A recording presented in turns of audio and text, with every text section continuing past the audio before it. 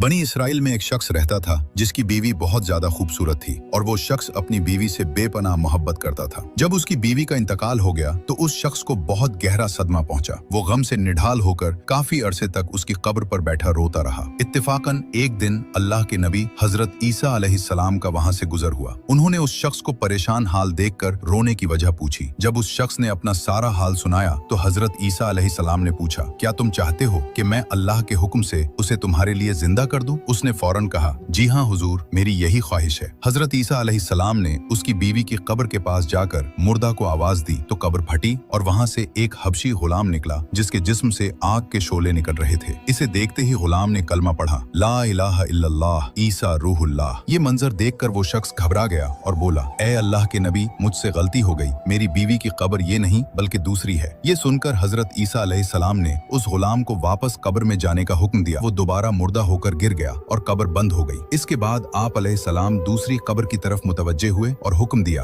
ए कब्र वाले, अल्लाह के हुक्म से जिंदा हो जा। कब्र फटी और उसमें से एक औरत अपने सर से मिट्टी झाड़ती हुई बाहर आ गई। उसे देखते ही इसराइली खुशी से बोला, ए रूहुल्लाह, यही मेरी बीवी है। हजरत ईसा अलैहिस्सलाम की इजाजत से वो शख्स अपनी बीवी को साथ लेकर घर की तरफ चल पड़ा। रास्ते में चूंकि वो शख्स कई दिनों से जागा हुआ था, उसे नींद आने लगी। उसने बीवी से कहा, तुम्हारी जुदाई के गम और रातों को जागने की वजह से मैं थक गया हूँ, मैं कुछ देर आराम करना चाहता हूँ। बीवी ने कहा, ठीक है, आप आराम कर लें। वो शख्स अपनी बीवी की गोद में सर रखकर सो गया। इतने में वहाँ से एक शहजादे का गुजर हुआ जो घोड़े पर सवार था और बहुत हसीन और जमील था। उस औरत की नजर जैसे ही शहजादे पर पड़ी, वो फौरन उस पर आशिक हो गई। शैतान ने उसे बहका दिया। उसने अपने शौहर का सर आहिस्ता से जमीन पर रखा और शहजादे के सामने जा खड़ी हुई। शहजादा भी उसके हुस्न को देखकर उस पर उसे अपने घोड़े पर बिठाकर ले गया। जब शौहर की आंख खुली और उसने बीवी को वहाँ न पाया तो वो बहुत परेशान हुआ। वो उसके कदमों के निशान तलाश करता हुआ वहां पहुंच गया जहां शहजादा और वो औरत मौजूद थे। उस शख्स ने शहजादे से कहा, ये मेरी बीवी है, इसे मेरे हवाले कर दो। शहजादे के बोलने से पहले ही वो औरत बोल पड़ी, मैं उसकी बीवी नहीं हूँ, बल्कि मैं तो शहजादे की लौंडी हूँ। शहजादे ने इसराइली शख्स से कहा, क्या तुम मेरी लौंडी को छीनना चाहते हो? उस शख्स ने कहा,